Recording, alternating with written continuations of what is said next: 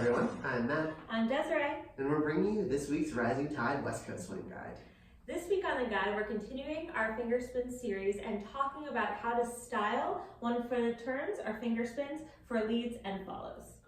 For leaders, we don't have a whole lot of styling to do here because the finger spin is mostly about the follower. In general, I like to lock down my free arm, which is typically my left one, somewhere on my body, either behind my back in more of a hammerlock position or in front.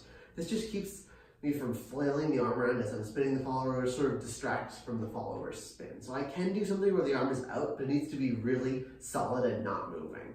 Likewise, if you're in sort of more of a competition or a spotlight setting, something like looking at your watch or trying to amp up the crowd once the follower's been going for a long time can also be a fun way to get you lots of cheers.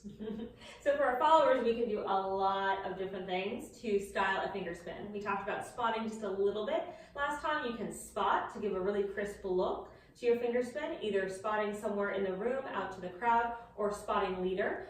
You can also do level changes where you're sinking down, rising up, little pulses to your finger spin. And the most common form of styling is some sort of shaping of the finger spin. So instead of being straight up and down and stacked during that finger spin, we do some kind of arch, some kind of leg movement that indicates that we are wanting to add a little bit of pizzazz. So a couple things to keep in mind. The first thing to keep in mind is that the hand, the connection point between leader and follower, has to be at the same space, level, and not moving, not really veering away from that axis. So if I decide I want to do a level change in a one-footed turn, I have to be accountable to keeping my hand at the same position. I can't bring that hand down away from my partner or allow my level change or any other styling to interfere with the axis point. In order to learn how to do this best, a move or drill I want to teach you is just this idea of countering. That's making sure that if we're not fully stacked with our weight, with our ears and our shoulders and our ribcage, hips, knees, and ankles all under one spot, that we counter that spot. So if we take our hips back, for instance, we're taking our ribcage and head forward. Vice versa, hips forward, we're going to take our shoulders a bit back. This factors into finger spins because if we do a little bit of a leg style, like bringing the leg out in front, that's going to have to be countered in some other part of the body to maintain axis point and balance. So leg in front, hips might counter in the back.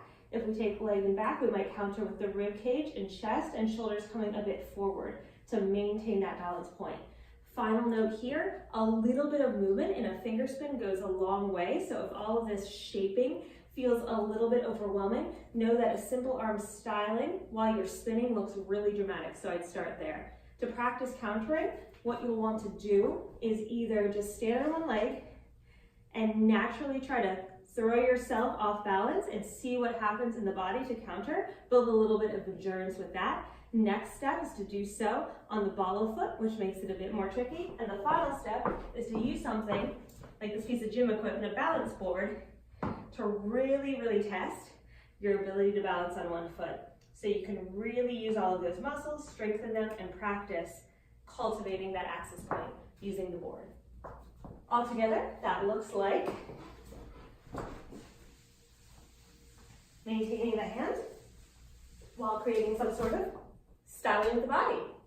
That was your guide. Thank you everyone for tuning in. You can check us out online at mattdavisswing.com. We're also on Facebook, YouTube, Instagram, and Twitter as Rising Tide Swing Dance Studio. Bye.